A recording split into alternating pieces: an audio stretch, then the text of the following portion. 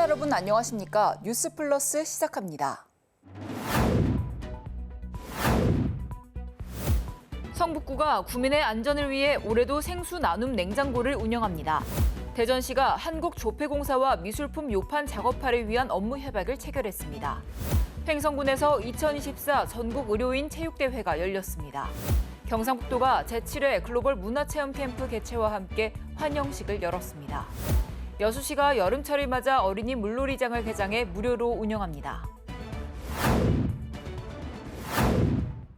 기술 경쟁력을 갖춘 중국 업체들이 최근 저가 공세를 강화하면서 지역 제조업체들의 매출이 급락하는 등 근심이 깊어지고 있습니다.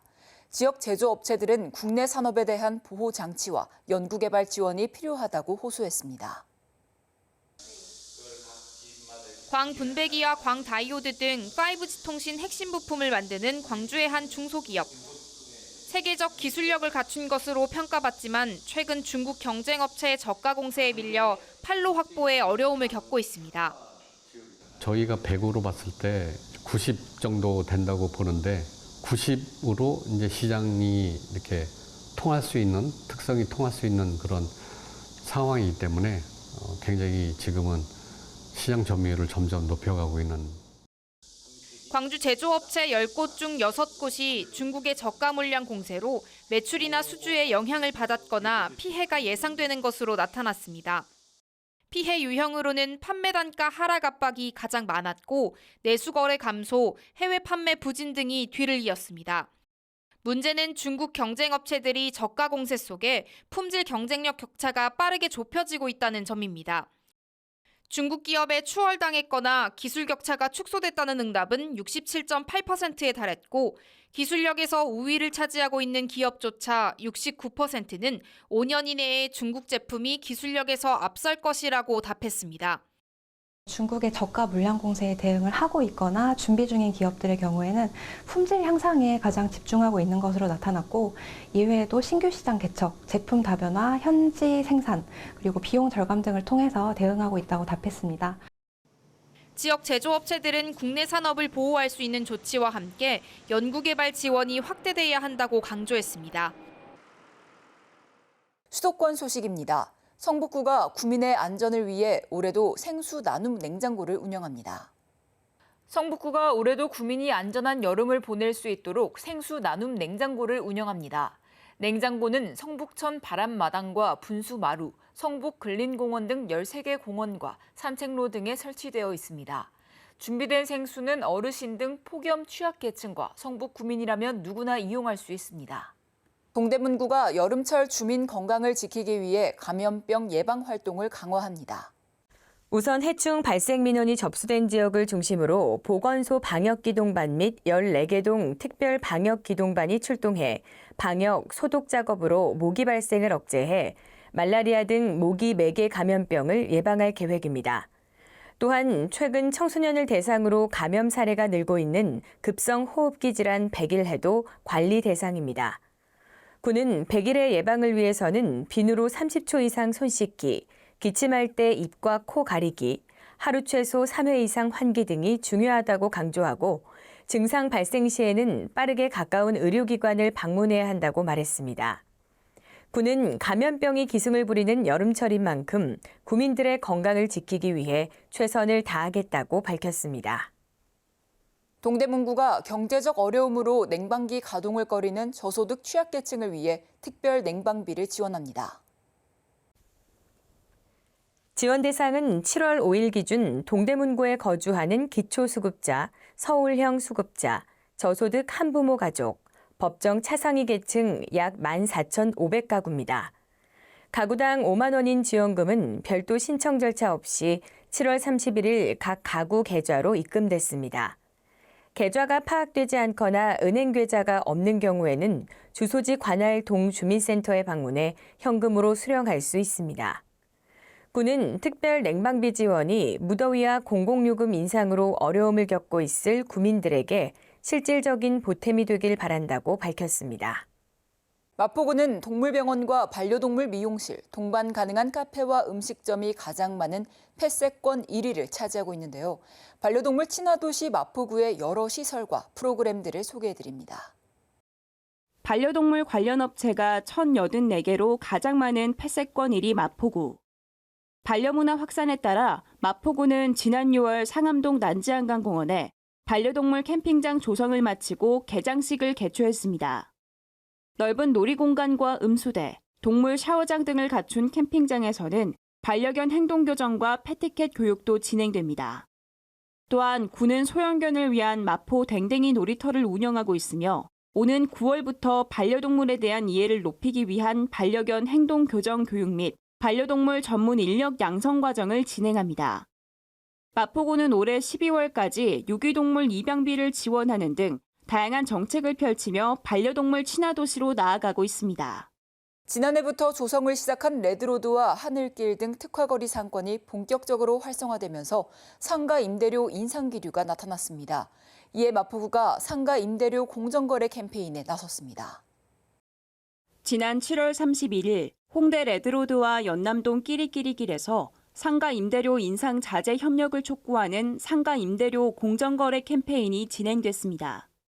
이날 행사에는 박강수 마포구청장과 지역 상인회, 한국공인중개사협회 마포구지회 공인중개사 등 100여 명이 참여했습니다. 캠페인은 최근 레드로드와 하늘길 등의 특화거리가 활성화되면서 상가 임대료 인상 기류가 나타난 것이 배경이 됐습니다. 너무 과도하게 임대료를 올려서 상인들이 계속 영업하기 힘든 그런 환경보다는 서로 상생하는 분위기를 맞추자는 그런 취지라고 저는 생각을 하고 있습니다. 구는 상권의 지속 발전을 위해 캠페인을 벌이는 한편 지난 7월 17일부터는 상가 임대료 공정거래 상담센터 운영도 시작했습니다. 마포구청 부동산 정보과에 위치한 상담센터에서는 공인중개사 자격증을 보유한 전문 상담사가 1:1 방문 상담과 전화 상담을 무료로 진행합니다.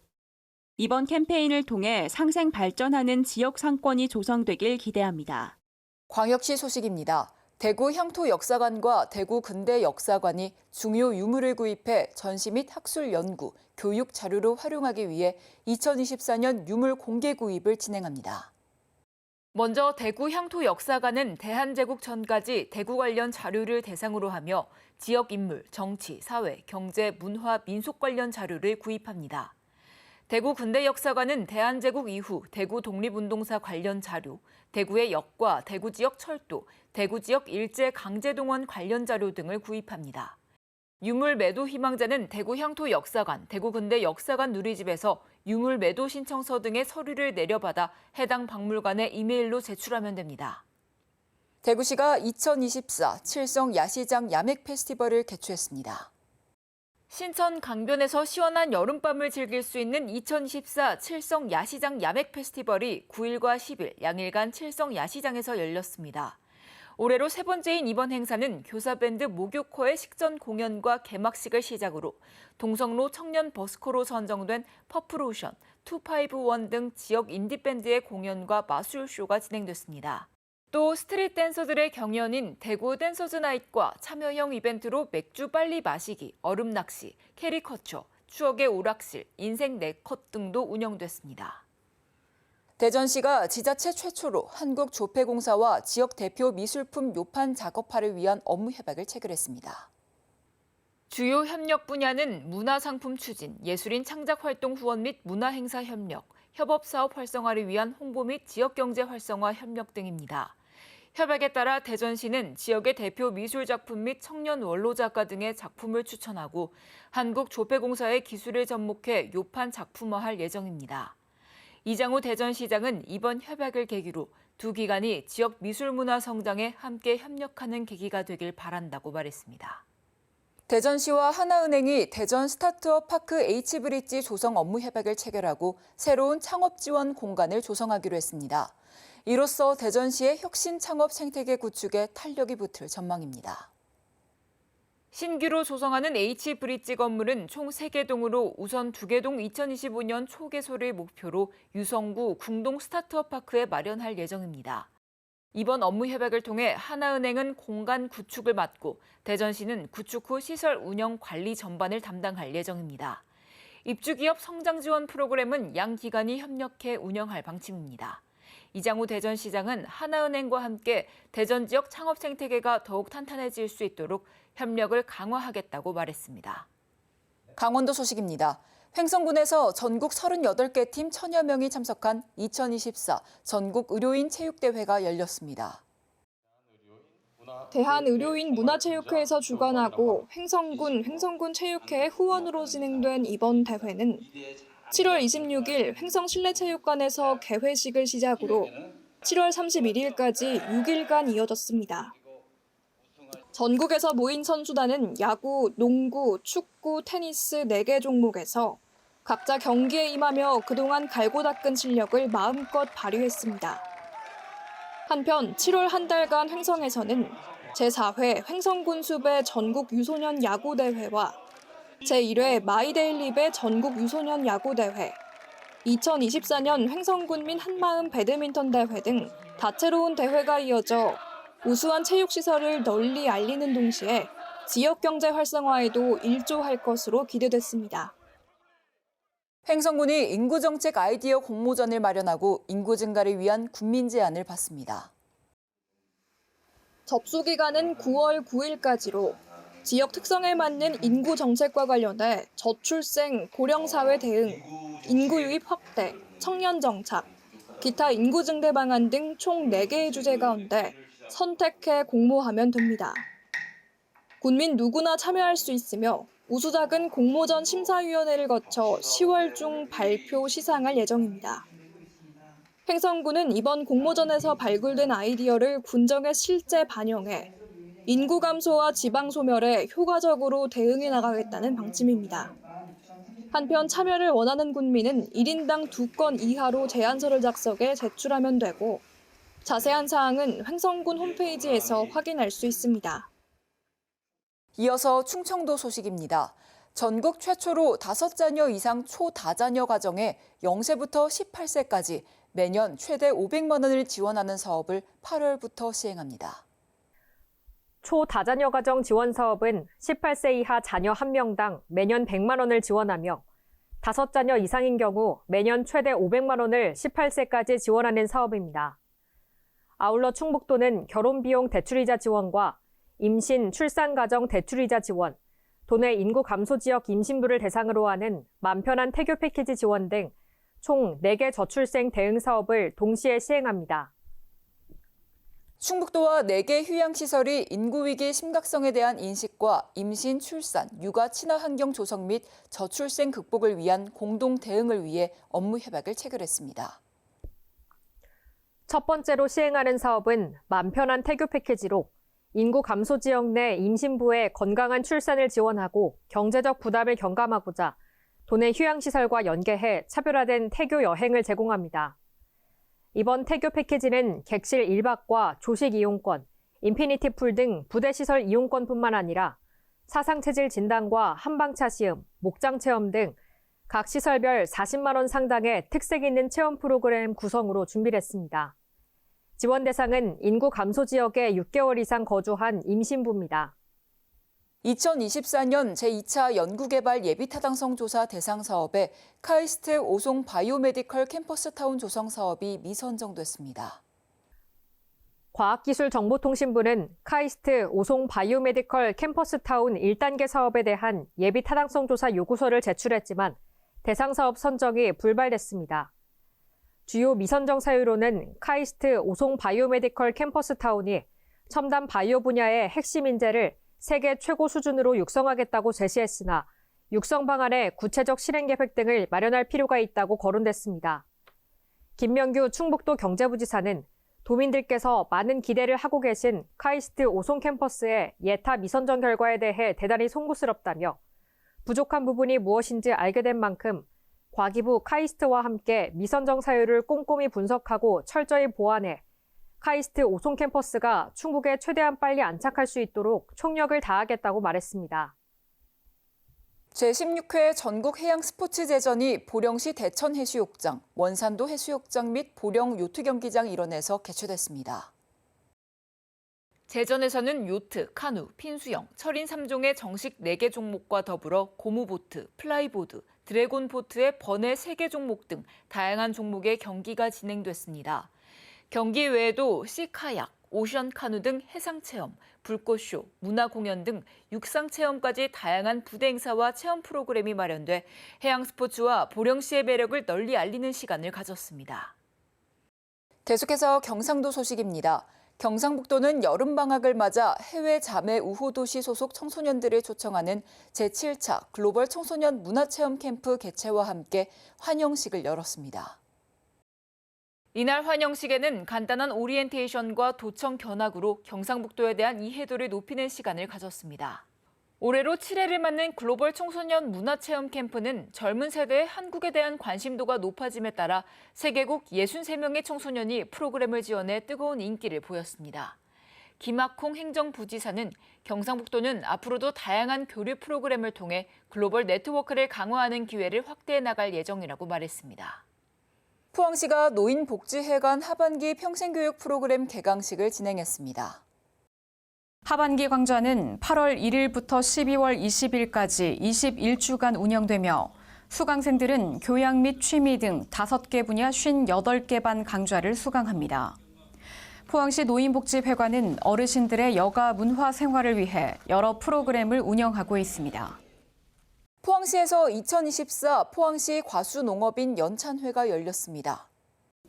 이날 행사는 지역 과수농업 발전을 위한 방안을 논의하고 과수농업 기술을 공유하는 등 정보 교류의 장이 됐습니다.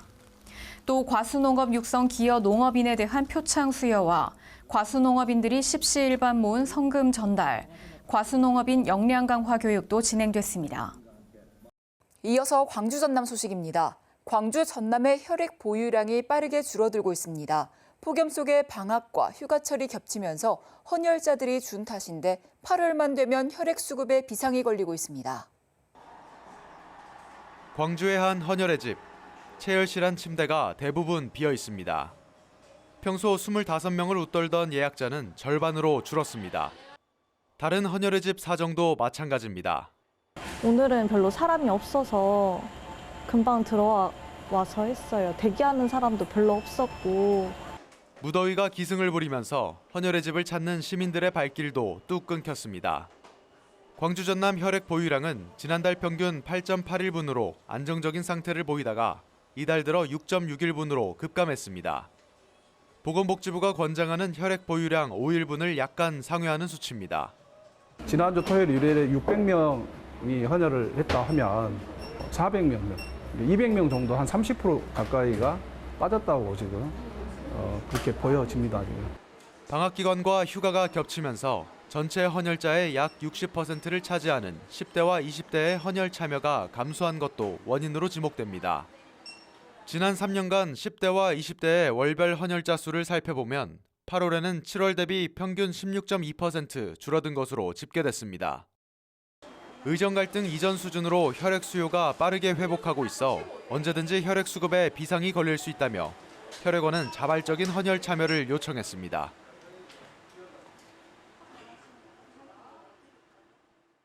다음 달 항저우 전기 노선 취향을 계기로 전남도는 중국 6호 유치에 무안군은 전세 노선의 다변화에 초점을 맞추는 쌍끌이 전략으로 무안 국제공항 활성화를 견인하고 있습니다. 숨이 막히는 찜통 더위 속 목포 해상 케이블카 정류장에 중국 여행사 대표 일행들의 탑승 행렬이 이어집니다. 다음 달 무안 국제공항에 항저우 전기 노선 취향을 앞두고 광주와 전남 주요 관광지 PM2에 나선 것입니다.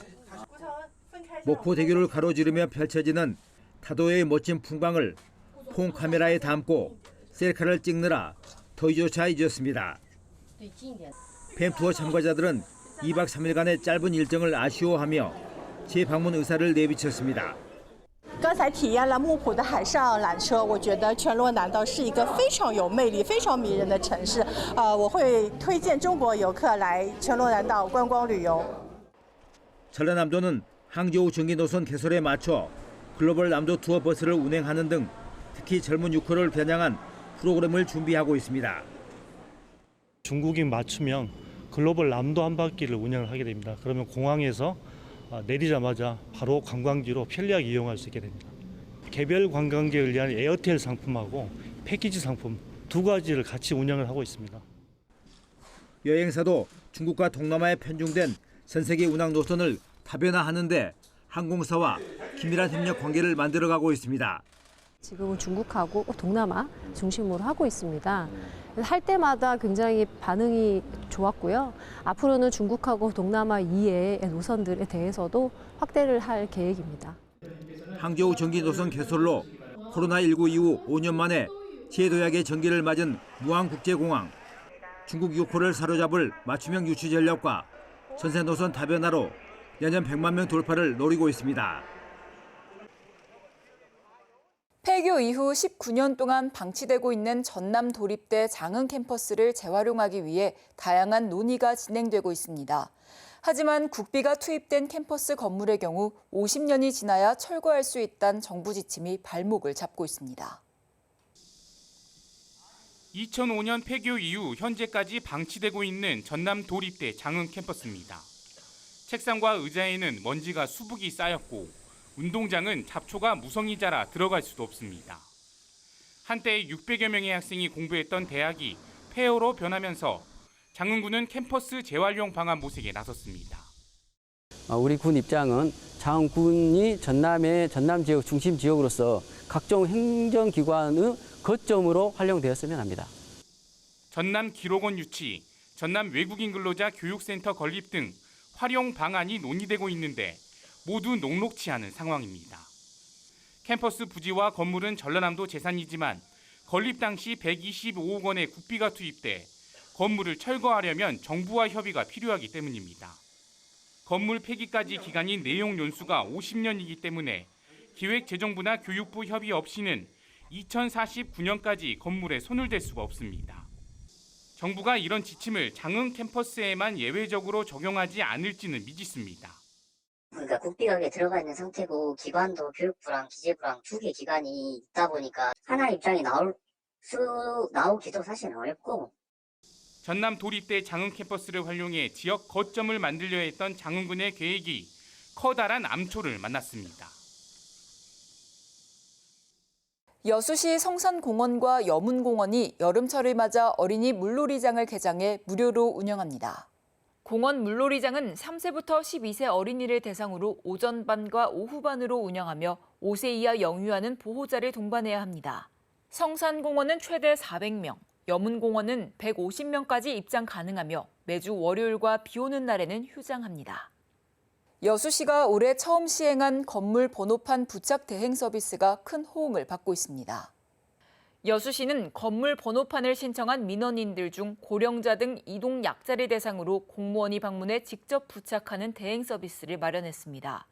한편 건물 번호판 교부를 희망하는 건물 소유자는 배치도 등을 지참해 중부 민원 출장소를 방문하거나 우편이나 팩스, 온라인, 정부24 사이트를 통해 신청하면 됩니다.